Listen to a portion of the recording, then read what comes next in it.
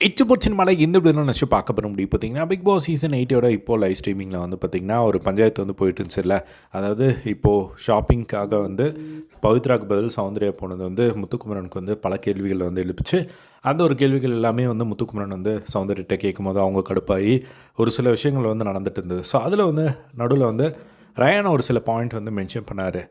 என்ன அப்படின்னா, முத்துக்குமரன் ஏன் இந்த மாதிரி பண்ணுறீங்க அப்படின்னா, சௌந்தர்யா அப்படிங்கிற ஒரு பர்சன்னால் வந்து நீங்கள் இவ்வளோ கேள்விகள் கேட்குறீங்களோ அப்படிங்கிற மாதிரி வந்து தோணுது. இதுக்கு முன்னாடி யார்ட்டையும் வந்து நீங்கள் அந்த மாதிரி கேள்விகளே கேட்டதில்லையே. ஸோ அவங்க அப்படிங்கிறனால ரொம்ப நீங்கள் வந்து வேணுன்ட்டே கேட்குற மாதிரி வந்து எனக்கு தோணுது அப்படிங்கிற மாதிரியான ஒரு பாயிண்ட்டை வந்து எடுத்து வைக்கிறாரு. ஸோ அதுக்கு வந்து முத்துக்குமரன் வந்து அப்படியெல்லாம் கிடையவே கிடையாது.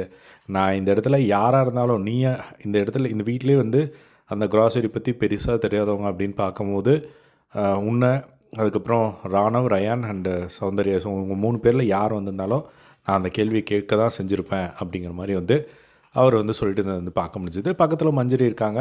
மஞ்சரி உங்களுக்கு எப்படி தெரிஞ்சுது அப்படின்னு கேட்கும்போது, அந்த இடத்துல யாராக இருந்திருந்தாலும் முத்து அப்படி தான் கேட்டிருப்பார் அப்படிங்கிற மாதிரி வந்து நான் நினைக்கிறேன் அப்படிங்கிற மாதிரி மஞ்சரி வந்து முத்துக்கு வந்து சப்போர்ட் பண்ணதை வந்து பார்க்க முடிஞ்சுது.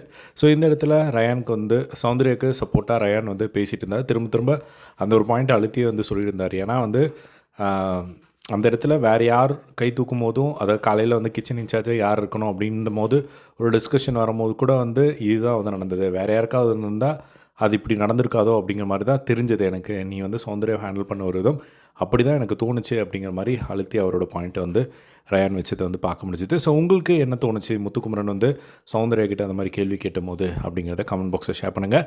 ஸோ இதே மாதிரி எல்லாம் பிக் பாஸ் அப்படி தெரிஞ்சுக்க நம்மளோட சேனலை சப்ஸ்கிரைப் பண்ணி சப்போர்ட் பண்ணுங்கள். தேங்க்ஸ் ஃபார் வாட்சிங். பை.